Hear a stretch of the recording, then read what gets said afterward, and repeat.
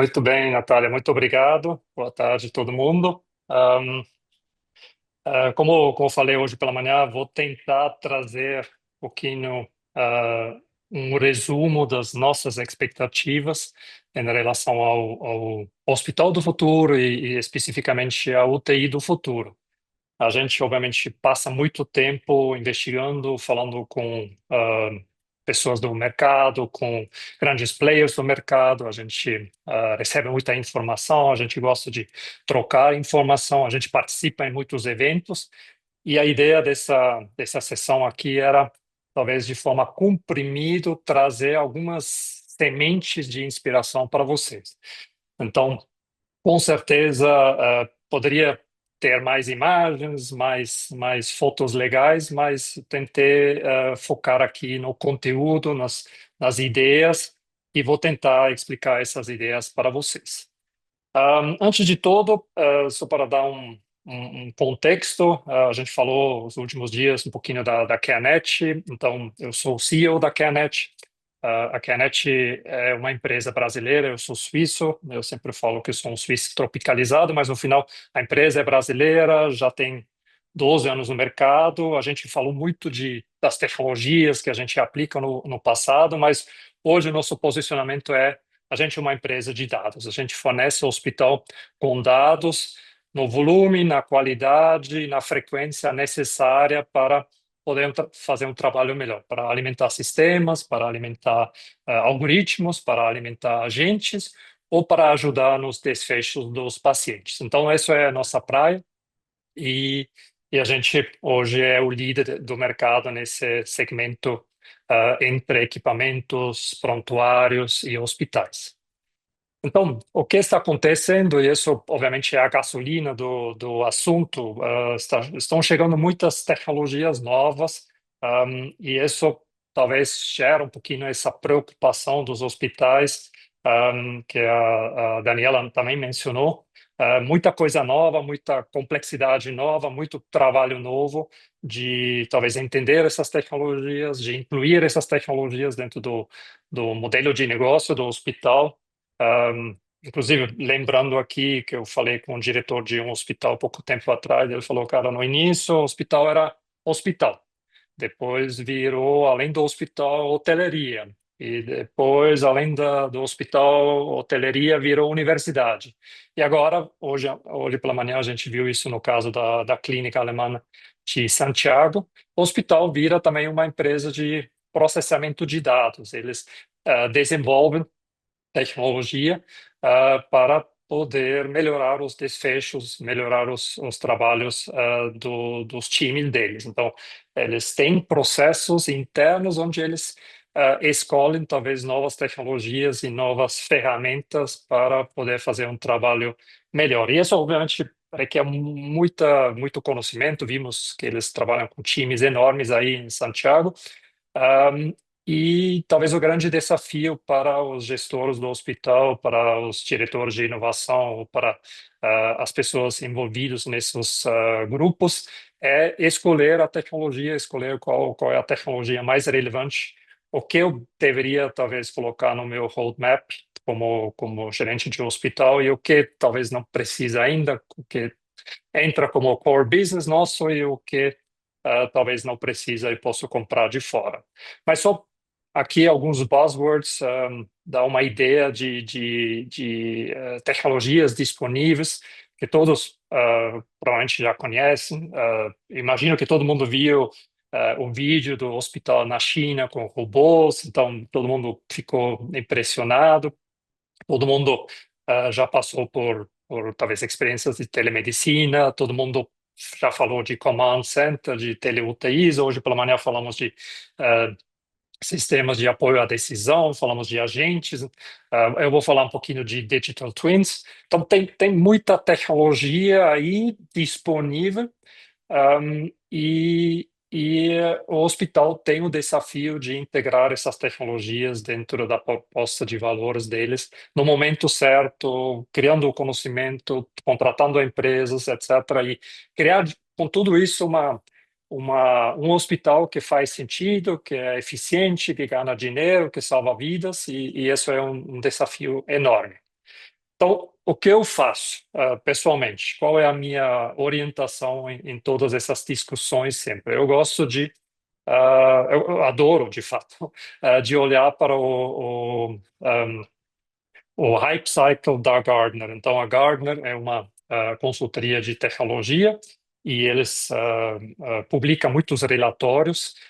E talvez o relatório que eu mais gosto se chama Hype Cycle, que basicamente mede anualmente para os principais setores, e aqui estou trazendo um documento de saúde, eles estão medindo onde dentro do Hype Cycle está qualquer tecnologia no momento do relatório.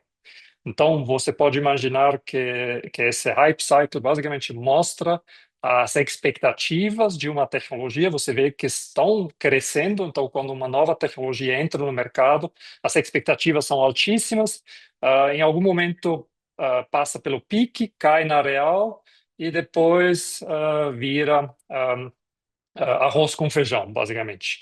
E uma tecnologia normalmente demora entre talvez 2, 3 até 10 anos para passar por esse hype e virar esse arroz com feijão, criando valor, fornecendo um posicionamento estável. E aqui só para mostrar para vocês alguns dessas tecnologias que eu mencionei antes. Então, robôs bem no início do hype cycle. Então, eu juro por Deus que vai demorar mais 5 a 10 anos para isso virar uma realidade. Então, é nice to have, é legal por motivo de marketing, mas não é uma preocupação nesse momento. Um, Temos aqui vários elementos com AI, também a maioria ainda bem no hype, voice to text apps também no hype, chatbot, que todo mundo já conhece há muitos anos, está no pique agora, vai cair na real, porque muitos chatbots não entregaram o que foi prometido, agora viraram agentes e começa de novo dentro desse hype cycle. Cloud computing era algo impossível para um hospital antes da pandemia. Hoje é padrão. Remote care platforms está no final aqui da caída e já está virando um produto estável. Wearables, prontuários aqui virando arroz com feijão, fitness tracker, arroz com feijão. Então, eu acho que um primeiro passo de avaliação sempre deveria ser esse tipo de relatórios para distinguir entre o que é hype, que é legal, que é fantástico, todo mundo gosta de ver, todo mundo gosta de discutir, e o que é arroz com feijão, que de fato vai ser contratado, vai ser usado, vai ser aplicado dentro nesse caso, dos hospitais e outras empresas de saúde. Então, primeiro passo é isso. Depois, acho que também tem algumas tendências que eu percebo e talvez alguns riscos, alguns desafios aí que precisam ser abordados. Então, quais são as tendências que nos ajudam agora, talvez, escolher melhor as tecnologias, fazer esses projetos de digitalização, de automação? O primeiro eu acho que o Covid, a pandemia, foi um wake-up call para todo mundo. Todo mundo descobriu que é necessário ser mais digital, é necessário fazer um monitoramento remoto, aplicar telemedicina, ter talvez distância entre o paciente e o profissional de saúde. Então, eu acho que isso abriu muitas portas. Eu lembro, todo mundo falou isso no início da pandemia, que os hospitais em 6 meses fizeram saltos de 10 anos de desenvolvimento, e eu acho que todos nós percebemos isso, não sei se foram 10 anos, mas todo mundo fez esse salto, todo mundo despertou e entendeu que não pode continuar da mesma forma. Isso talvez provocou aqui a segunda tendência, que talvez a vontade do hospital de se adaptar a novas tecnologias mudou. E aí vou saltar, inclusive, para o último ponto aqui, AI como um acelerador, porque eu nunca vi nada como AI agora na área de saúde.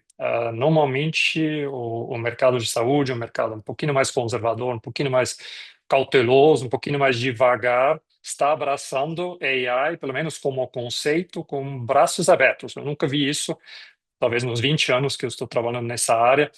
E isso talvez nos ajuda também a trazer novas tecnologias, novas ferramentas, porque existe uma dor e um desejo grandíssimo de todo mundo dentro do hospital, do médico, do diretor, até as pessoas da TI, aplicar AI e brincar com esse brinquedo brilhante que agora está um, ao nosso alcance. Um, por outro lado, também vimos agora muitas ferramentas de automação, então RPA, sistemas que permitem automatizar processos humanos, estão disponíveis em grandes volumes, então um, não é mais difícil aplicar e contratar esse tipo de serviço. A mesma coisa funciona para ferramentas de digitalização. Existem muitas ferramentas, muitas ajudas. Então, acho que o mercado está bem preparado, tem demanda de um lado, tem oferta do outro. Então, fantástico. Acho que é um momento muito legal para trabalhar nessa convergência entre tecnologia e saúde. Sempre era algo legal, mas acho que agora nunca vi tantas oportunidades e talvez tantos visões que podem ser aplicadas. Mas não podemos esquecer aqui algumas trampas também, alguns pontos de cuidado. Então, a Daniela falou bastante da qualidade dos dados, da higienização, da padronização dos dados. Dados no hospital se estão em silos. Um, a interoperabilidade é uma solução para isso, mas é um projeto que precisa ser abraçado. O hospital, talvez mais que qualquer outra área de saúde, tem muito hardware, gastaram milhões em hardware durante muito tempo, mas esqueceram, de certa forma, fazer essa integração, porque durante muito tempo não era necessário, talvez mão de obra era barata, era mais fácil capturar essa informação em papel, ou simplesmente consumir olhando para uma tela. Mas hoje, para alimentar esse sistema de AI que todos estamos imaginando agora, você quer esses dados digitalizados, você quer ter esses dados acompanhando basicamente a jornada do paciente. Um outro ponto crítico é a cultura digital. Eu vejo que hospitais, em alguns casos, estão até dispostos a implementar novas tecnologias, mas eles têm dificuldades de, ao mesmo tempo, adaptar os processos necessários, as organizações. E a Volks também falou do quarto ponto ontem, que precisa ser considerado que são os dados.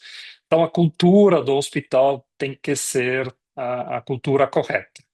E isso acontece top-down. Você precisa uma gestão que pensa digital, que talvez está disposto a repensar o modelo de negócios de forma digital e isso não é fácil. Não é algo que vem naturalmente, especialmente se você talvez passou a maior parte da sua vida como médico cuidando de pessoas e estudando a sua área.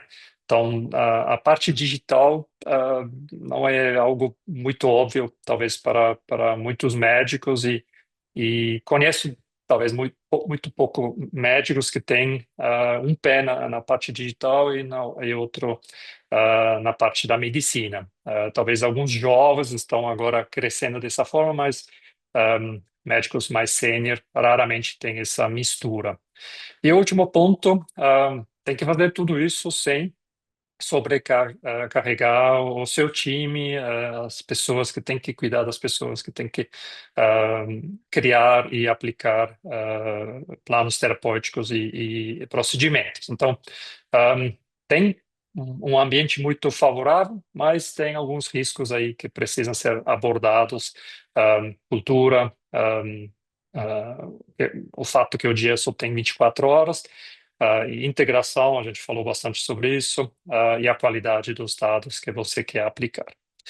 Agora, qual é o meu forecast, qual é a minha visão da UTI do futuro? Eu tentei criar três cenários aqui, um para 2030, daqui em 4 anos, um segundo para 2040 e o último 2050, então daqui em 25 anos. Um, Obviamente é uma previsão, mas esse exercício serve somente para inspirar e talvez mostrar para onde vai toda essa jornada que a gente e muitas outras pessoas no setor estão visualizando e atendendo. Então, a UTI 2030. Então, tentei resumir todas as observações, talvez essa previsão, em 5 pontos. Então, o primeiro é ter um ecossistema daqui em 4 anos. Quero ver um ecossistema totalmente interoperável. E isso significa que todos os novos equipamentos que vão entrar no mercado já vêm com algum protocolo padrão, HL7, FIR, ou talvez alguma outra coisa que eles vão inventar no futuro, mas que tudo vem padronizado, aberto para se comunicar, aberto para fazer parte de um ecossistema, não mais islas isoladas, que basicamente interagem através de uma tela, não? A tela continua, mas todos esses equipamentos também vão enviar dados através de protocolos, através de saídas, etc.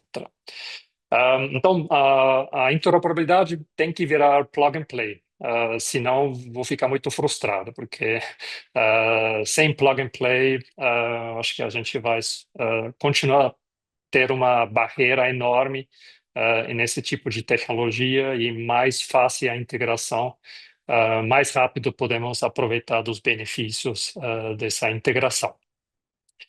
O segundo ponto aqui o terceiro ponto, na realidade, é que esses dados vão ser consolidados por sistemas, plataformas que vão basicamente mandar esses dados ou sincronizar esses dados com qualquer pessoa que precisa dessa informação no momento certo. Então, em vez de talvez ter sistemas onde você entra no prontuário, você procura a informação vai procurar o usuário, vai procurar o médico, vai procurar o paciente, vai procurar a família do paciente. E uma vez que o dado é digitalizado, esse dado pode entender a sequência, a jornada do paciente e estar disponível, de novo, na qualidade, no volume, na frequência, no momento certo da jornada, para apoiar os profissionais no trabalho deles. Então, primeira parte é isso. A segunda parte é o que fazer com esse dado. A gente sempre fala que um dado cru vira informação, informação vira insight, insight vira wisdom, em inglês. E então o dado em si, a gente fala do dado como matéria-prima, mas ninguém quer dado. Um dado é 37. Uma informação que é 37 graus de temperatura.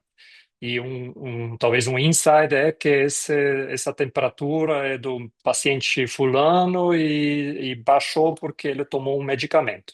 Então, o dado não serve para nada. A gente tem que converter esse dado em informação, insight, wisdom, etc.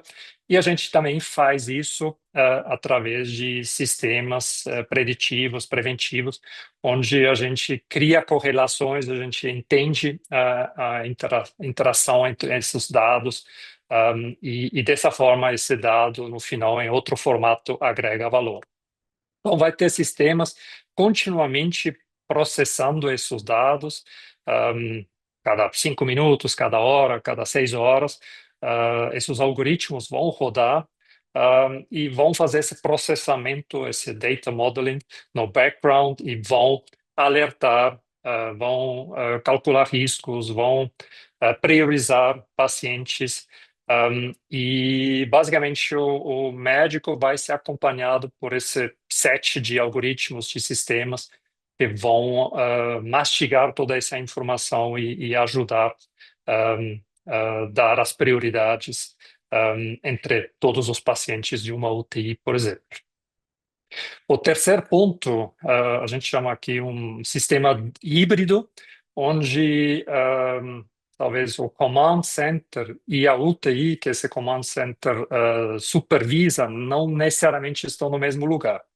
O meu sonho sempre era que a gente fornece um software para hospitais que permite criar tele-UTIs, ou command centers, onde você, como instituição, você consolida os seus melhores, centraliza os seus melhores intensivistas num lugar, num escritório lá na Paulista, e essas pessoas estão acompanhando UTIs do seu próprio hospital, talvez do seu próprio grupo hospitalar, mas também de terceiros, talvez de hospitais menores, na periferia, no interior, que talvez não tenham acesso à mesma qualidade de intensivistas. Então, essas UTIs do futuro são híbridos, porque você tem o paciente, você tem o profissional à beira do leito, mas você vai ter especialistas, você vai ter sistemas, você vai ter inteligências trabalhando todos em conjunto,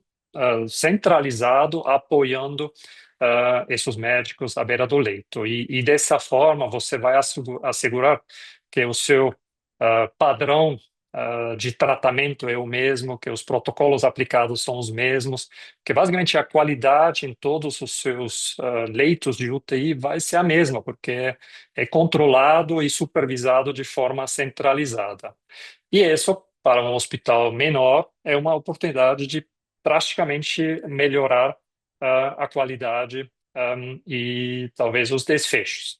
E isso vai virar um negócio para muitos hospitais. Os hospitais melhor preparados vão oferecer esse serviço para outros hospitais menores e talvez independentes.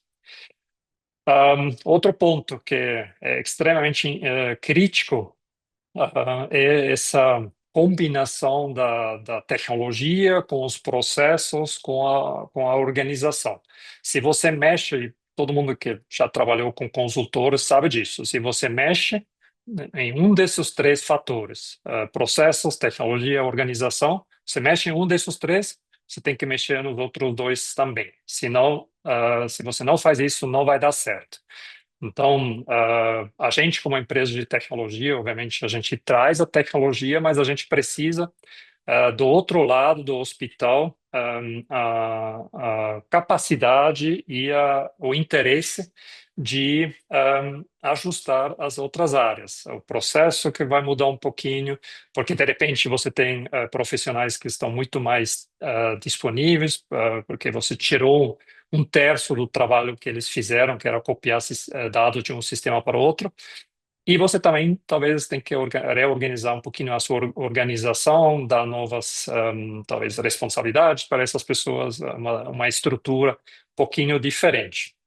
Então, uma vez que você tira o papel, você talvez reduz os alarmes, que é uma grande dor para todo mundo. Você fornece esses profissionais com agentes ou assistentes digitais. Você pode reorganizar o trabalho que eles fazem. E você pode guiar essas pessoas muito melhor. E você consegue automatizar vários processos que hoje talvez são mais manuais, mais improvisados, e isso você não quer. Você não quer improvisação, você quer regras, você quer qualidade, você quer protocolos. E o último ponto, a UTI tem que talvez virar mais humana. Eu tenho o privilégio de visitar muitas UTIs em todo o país, inclusive fora, e não são lugares agradáveis, nem não para o paciente, não para o profissional que trabalha lá. Então, e tem uma grande, talvez, demanda também, e uma dor aí de criar ambientes mais tranquilos, reduzir o estresse, fornecendo de novo o dado no momento certo para a pessoa certa, talvez mexer inclusive em ambientes, sensores, luz, barulho, tirar os barulhos dos alarmes, tem alarmes silenciosos. Ah, então, tem muita coisa que deve e pode ser feito nesse ambiente. A gente fala da UTI humanizada, onde você tem familiares, etc. Você também quer informar esses familiares com informações sobre o status dos pacientes, obviamente de forma mastigada, centralizada, consolidada. Um, e essa eu acho que é mais ou menos a previsão para 2030. Aí, talvez você se pergunta como chego na conclusão que vai ser isso.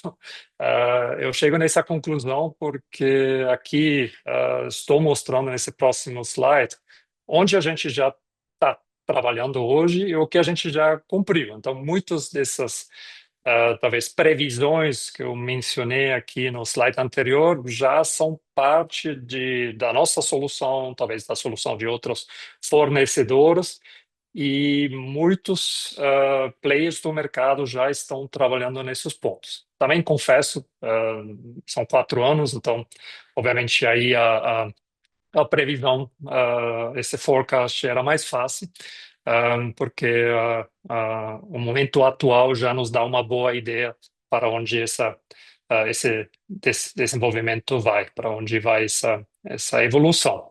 Mas fato é, tudo isso já está em progresso e já implementado de uma ou outra forma dentro das soluções do mercado. Agora, antes de chegar no 2040, queria mostrar 2 ou 3 slides aqui. Um slide que eu gosto muito é esse aqui, porque a gente sempre fala dos dados, mas é uma coisa muito abstrata. Então, a gente fez um exercício aqui dentro da Canet para identificar quantos equipamentos ou quais equipamentos nos fornecem quantos indicadores, mais ou menos. Isso, obviamente, é uma estimativa, depende muito do modelo, depende talvez da geração desse equipamento, depende se a gente inclui aqui traçados ou não, alarmes ou não.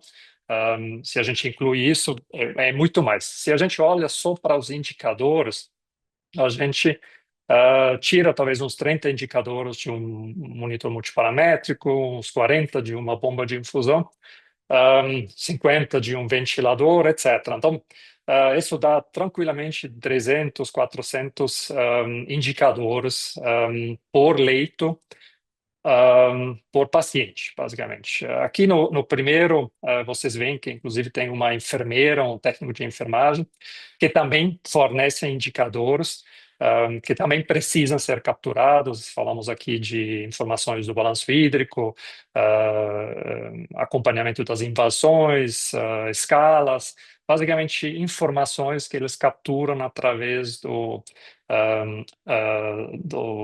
tratamento, através do cuidado e através de observações à beira do leito. Mas, resumindo, estamos aqui tranquilamente falando de 1 GB de dados por paciente por dia.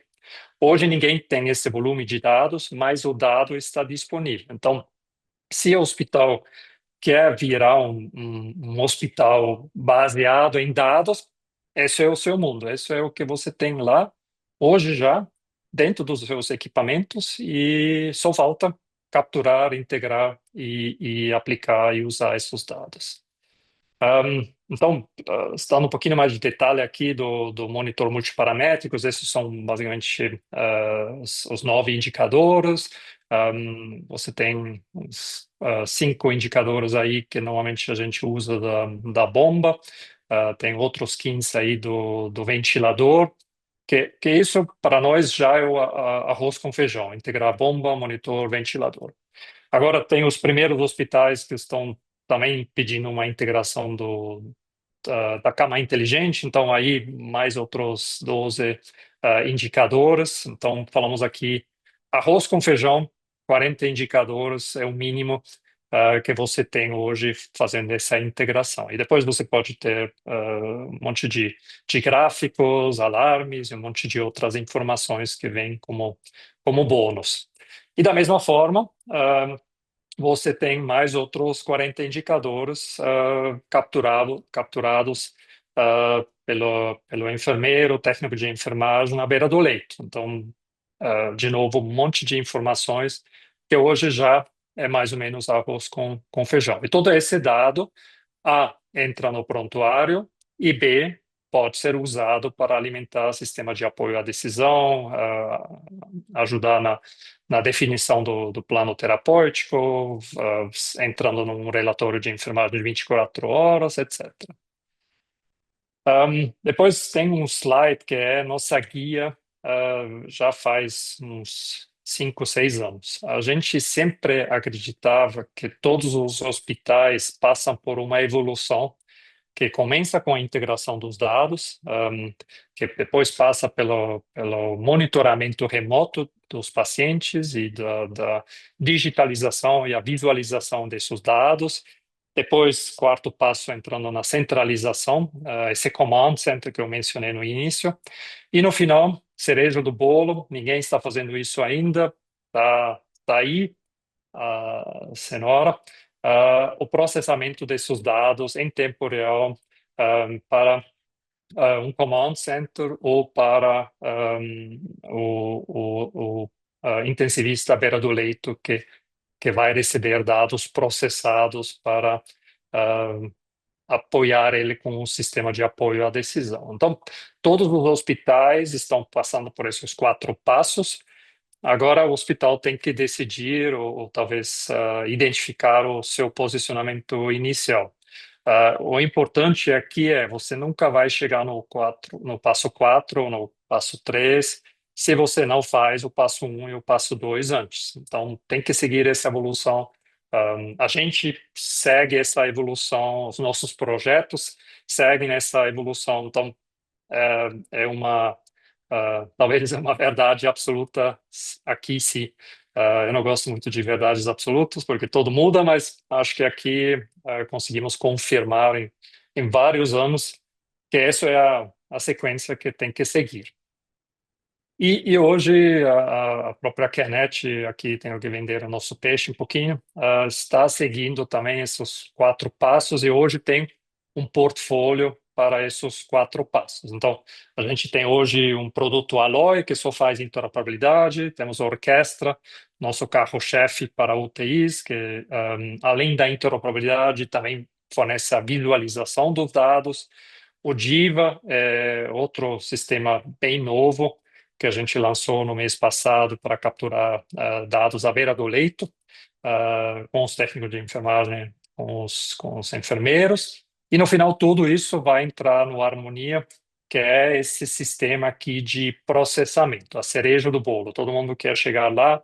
A gente faz nesse processamento dos dados 2 coisas. A gente organiza melhor esses dados, todos esses dados disponíveis. A gente converte o dado em informação, insight, wisdom, e a gente traz inteligência para virar um sistema de apoio à decisão.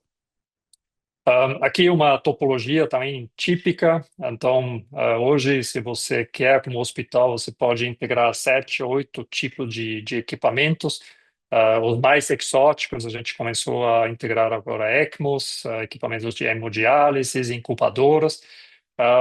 E todos esses dados entram aqui no lado esquerdo, dentro do RIS, dentro do prontuário do hospital, mas também esses dados podem ser visualizados, ou uma grande parte desses dados podem ser visualizados, porque uma vez digitalizado, esses dados podem ser consumidos através de telas no posto de enfermagem, no tablet, na mão do médico ou no celular, se o hospital permite isso. Essa é a beleza da digitalização. Uma vez que o dado não é mais papel, uma vez que esse dado é digitalizado, ele flui livremente e acompanha os profissionais no processo. Então, aqui saindo de novo talvez do posicionamento da Canet, mas voltando agora para a UTI de 2040. E aqui, da mesma forma, tentei a, a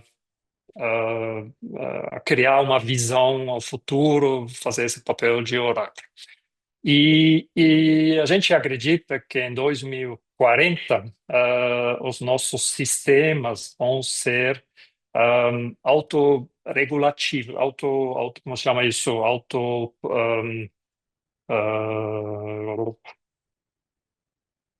Não sei, automático ou self-optimizing em inglês. Basicamente, autorregulatório. Eles vão receber dados, eles vão mandar dados. Então, o sistema, um equipamento, por exemplo, não somente vai transmitir dados para um sistema, mas também vai receber dados do sistema para fazer ajustes. Um exemplo simples aqui seria, por exemplo, uma bomba que manda informações ao prontuário, talvez alguém dentro do prontuário, dentro de outro sistema, ajusta a dosagem da bomba e a bomba recebe essa informação e faz o ajuste com ou sem uma aprovação em loco de um profissional, e isso é chamado uma comunicação bilateral entre sistemas e equipamentos. E isso seria um próximo passo ah, no monitoramento remoto e na sincronização das informações. E isso pode ser tão automatizado que basicamente o sistema avalia as informações da bomba, do monitor, do ventilador e baseado nisso toma decisões como talvez a dosagem, vazão e outras informações da medicação poderiam ser ajustados. E isso vira, de certa forma, um sistema vivo que vira um ciclo de feedback, ida e volta, se autorregulando, obviamente sempre procurando desfechos, redução de custos, eficiência para o hospital. Então, um sistema que se auto-otimiza. Muito interessante, muito eficiente. Um segundo ponto que eu adoro, já faz anos que eu penso nisso, porque eu vi isso em outras indústrias, que é basicamente um gêmeo digital. Criar uma cópia digital de uma pessoa para simular tratamentos, para simular procedimentos, para testar medicamentos. No futuro, talvez aqui em 15 anos, a gente vai ter tanta informação que a gente pode criar essas cópias digitais dos pacientes que a gente vai ter na UTI. E essas cópias digitais vão servir como a base para qualquer teste antes de aplicar o produto, o medicamento, o procedimento na pessoa real. Então, basicamente, você testa X vezes até talvez encontrar a dosagem perfeita do medicamento individualizado, antes de aplicar esse medicamento de fato no paciente. Então, você basicamente tem aí como um jogo de um game onde você tem milhas de vidas livres. Você pode testar e chegar na conclusão final antes de arriscar a vida real de um ser humano. Então, o Digital Twin vai ser um conceito que a gente vai encontrar na saúde, mas também em outras áreas onde o custo é alto, o custo de falhar é alto, aí vale a pena usar um twin digital. Outro tema é, obviamente, a medicina de precisão, agregando genômica, fenotipagem, usar toda essa informação para entender melhor cada indivíduo, fazer tratamentos personalizados, individualizados, e dessa forma, junto com esse Digital Twin, fazer esses testes, essas simulações antes do tratamento real. Eu acho que todos os profissionais de saúde vão ter novos colegas no futuro. Talvez vocês lembram a minha imagem do primeiro slide, que era um robô com um ser humano. Um, a gente escolheu isso porque a gente acredita que vai ter essa cooperação entre sistemas e profissionais humanos em conjunto para desenvolver os melhores resultados. Então, a enfermeira, o técnico de enfermagem, o médico, todo mundo vai ter esses AIs acompanhando as pessoas. Um, e, ah, sim, e a comunicação entre esses dois vai ser contínua. Eles vão trocar ideias, eles vão cada um vir com talvez a sua especialização, e juntos eles vão trabalhar para conseguir um melhor resultado para o paciente. E a UTI do futuro vai talvez começar mais cedo, vai começar já na ambulância, porque dentro da ambulância você também já vai ter interoperabilidade, você já vai capturar sinais vitais, o paciente passa pela cirurgia, talvez, você vai monitorar esse paciente, depois ele entra na UTI, você vai continuando acompanhando os sinais vitais, os dados desse paciente, ele entra na enfermagem, volta para casa, você continua acompanhando esse paciente. Então, um, a UTI talvez perde as paredes e vira basicamente uma jornada que começa com a ambulância, talvez, e termina em casa quando se dá a alta desse paciente que passou por várias etapas dentro e fora do hospital. E talvez a UTI deixa de ser um lugar físico e começa a ser um conceito de cuidado, e a gente vai ver no próximo passo, vai virar inclusive um conceito que não depende mais da física e das paredes.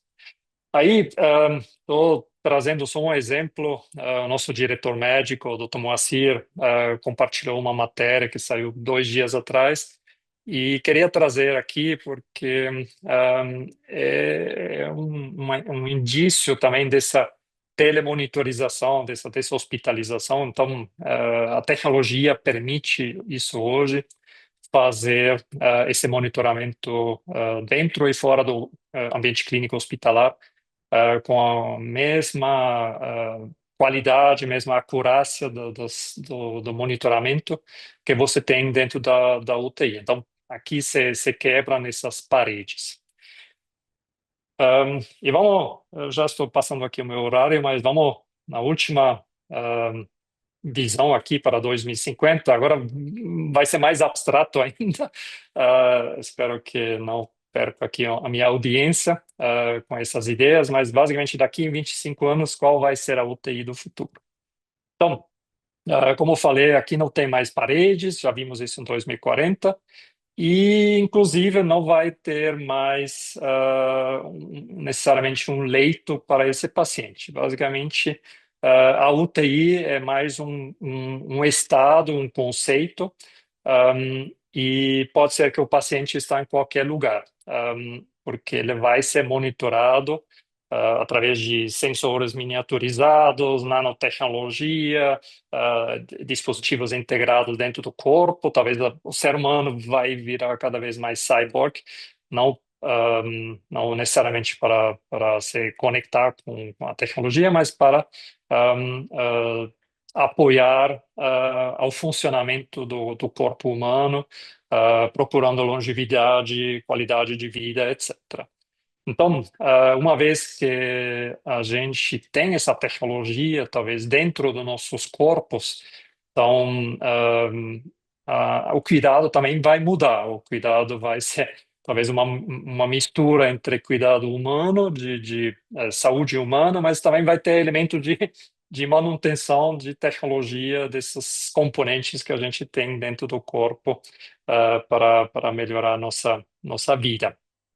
E a tecnologia, como está dentro do paciente, vai acompanhar o paciente em qualquer lugar. Então, não tem mais paredes e não tem mais limitação física. Basicamente, pode ser que você está em qualquer lugar e o seu corpo passa por um monitoramento e uma recuperação e uma melhoria de alguma condição que você está sofrendo. Então, aqui estamos chegando nessa convergência biológica digital, que eu acho que é, se você gosta ou não, acho que é o nosso futuro. Acho que é a natureza humana procurando esse mundo aumentado.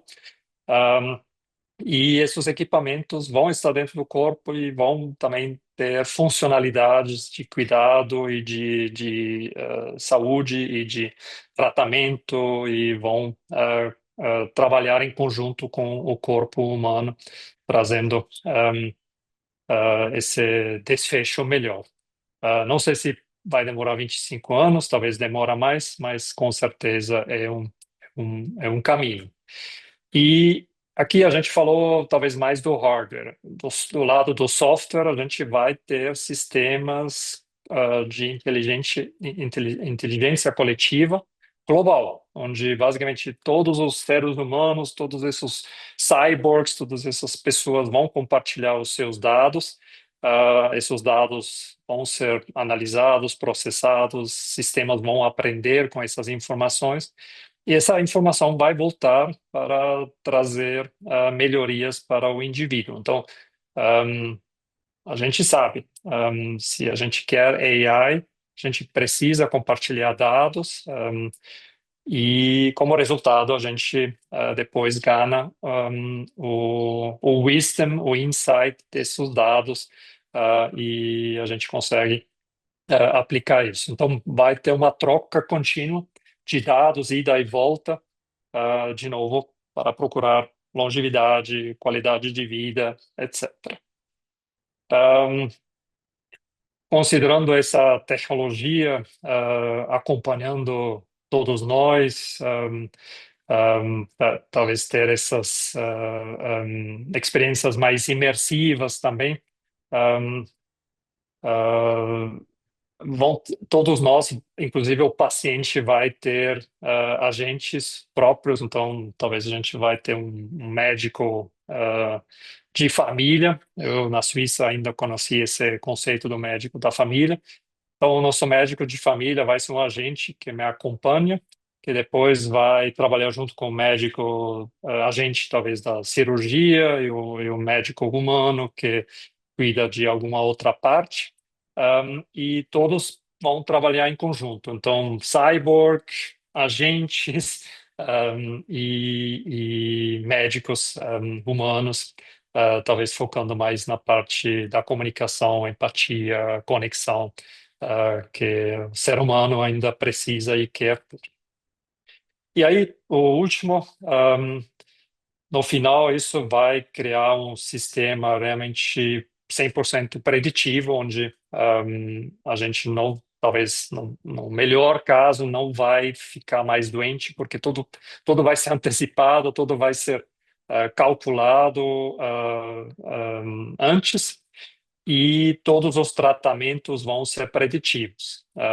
Então, não sei se isso é um mundo bonito, lindo, que a gente quer desejar, mas provavelmente é um possível resultado de todo esse trabalho que a gente está vendo acontecendo, basicamente eliminando a doença, porque a gente sabe uma boa antecedência o que vai acontecer e a gente vai atuar antes para não chegar nunca mais numa UTI.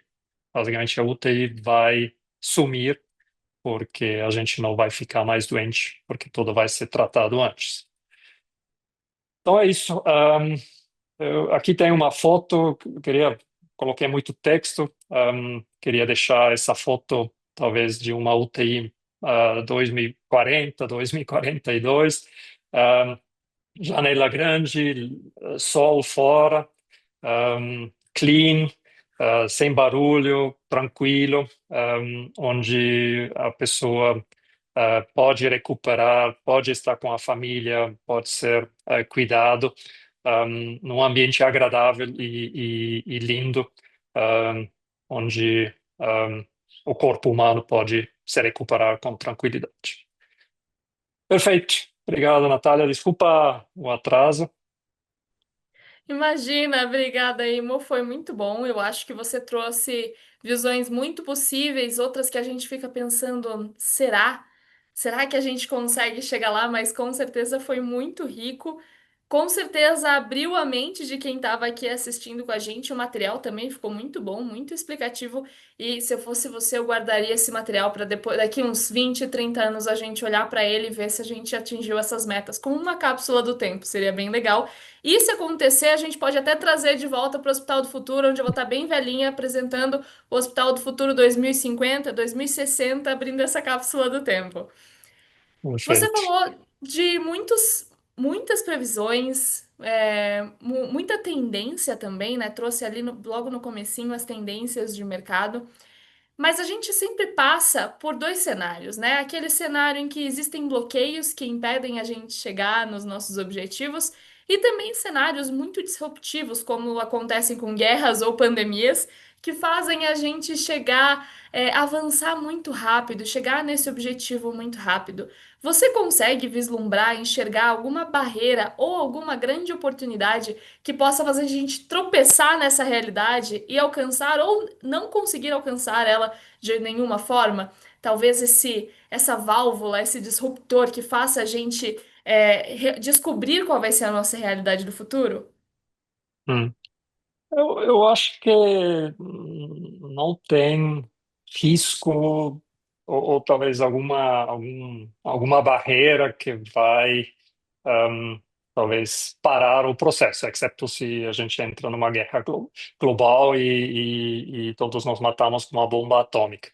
Mas se não acontece isso, acho que tem um caminho mais ou menos pré-definido.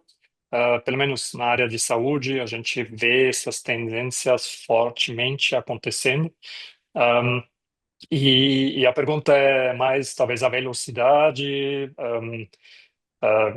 vão ser os líderes. Talvez a minha preocupação sempre é como a gente aqui, talvez no Brasil, que não é necessariamente um país de hardware, como a gente pode aqui, talvez um país mais de software, como a gente pode fazer parte dessa tendência global, com as limitações que a gente tem aqui como país, mas sem perder, talvez, o controle, talvez sem, talvez não poder participar no desenvolvimento, porque o que a gente não quer, e isso talvez é uma grande discussão na Europa também, a gente não quer ser só consumidor de grandes empresas de big tech, e ter um produto para todo mundo e pagar um monte de dinheiro.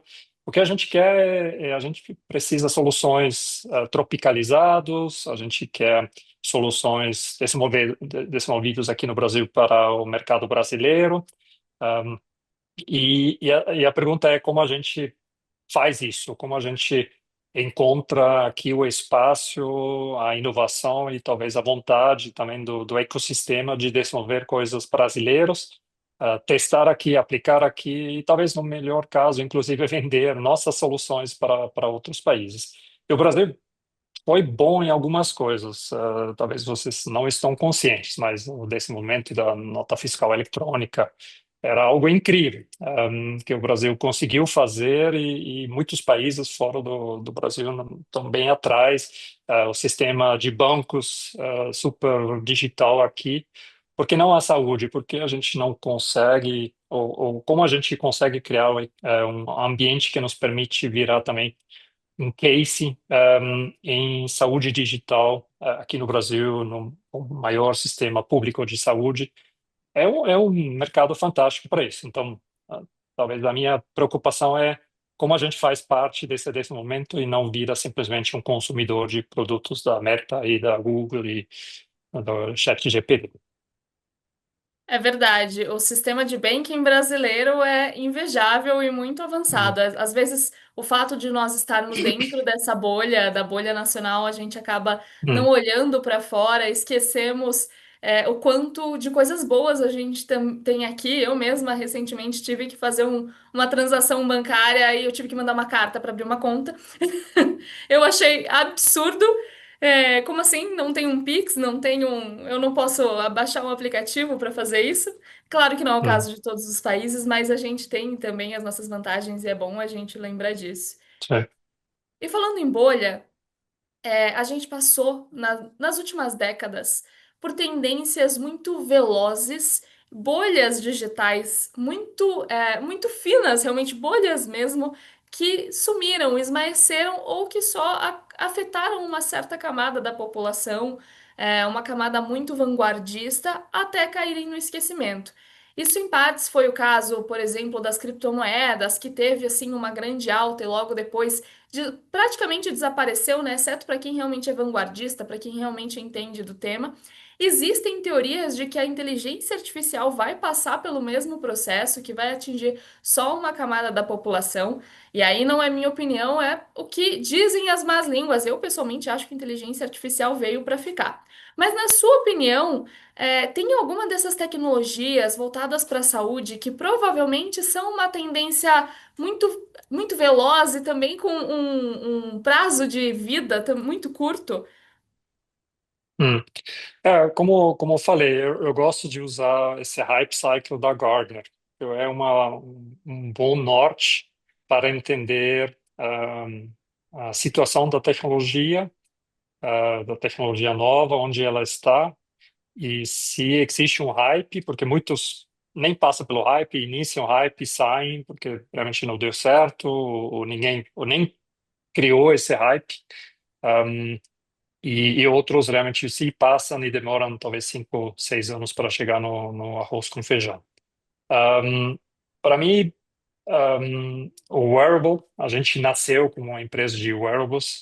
A Canet, a gente era a primeira empresa de vestíveis aqui no Brasil, fornecendo uma pulseira para monitorar passo, sono, etc. Esse hype era hype, mas nunca virou um produto, talvez, sustentável, como a gente imaginava, pelo menos na área de saúde. Hoje, obviamente, existe o Apple Watch, Xiaomi, etc., mas não tem tantos players que sobreviveram. Todos que começaram, talvez em 2013, 14, sumiram, foram comprados, quebraram, etc. Então, isso para mim é uma tecnologia que não deu certo. Apostei muito nessa tecnologia, então também talvez estava capturado nesse hype e não vi que essa tecnologia tinha defeitos que não eram aceitáveis para o mercado, e sumiu. E não sei se vai voltar em algum momento. Um, o que eu percebi, acho que o doutor Alejandro também hoje pela manhã falou do cripto e da metaverso e todos esses outros hypes que também passaram pela área de saúde. Vários deles sumiram, pelo menos na área de saúde, mas também nunca foram abraçados, talvez pelo grande volume das pessoas, dos players do mercado. E isso vejo totalmente diferente na inteligência artificial. De novo, não tenho aqui a verdade absoluta, mas nos últimos 15 anos, acompanhando tecnologias entrando e saindo da saúde, nunca vi nada como a inteligência artificial. Todo mundo adora, todo mundo quer, todo mundo abraça, todo mundo brinca, todo mundo faz curso, todo mundo usa no dia a dia. Então, eu acho que isso vai de uma ou outra forma mudar as nossas vidas também na área de saúde, porque a aceitação, a adesão é tão grande que muitas pessoas inteligentes estão pensando como posso comercializar isso, como posso oferecer e criar produtos que façam sentido para essa grande demanda do mercado. Vai demorar um pouquinho mais na área de saúde, porque uma coisa é fazer algoritmos e criar AI em saúde, mas a outra é conseguir o registro da Anvisa, passar pelas pré-requisitos regulatórios E isso talvez é um dos motivos porque eu acho que o Brasil está atrasado em AI comparado, como a gente viu hoje pela manhã, com Chile e Argentina. Eles não têm a Anvisa como a gente tem, isso dá muita mais liberdade e podem experimentar mais. Obviamente, esses hospitais são players responsáveis e estão fazendo provavelmente tudo da forma correta, mas quando você tem um órgão regulatório, como o Brasil tem, isso freia um pouquinho esse desenvolvimento. É natural e vai demorar um pouquinho mais aqui para chegar talvez nos mesmos resultados, talvez com maior qualidade, mas vai demorar mais.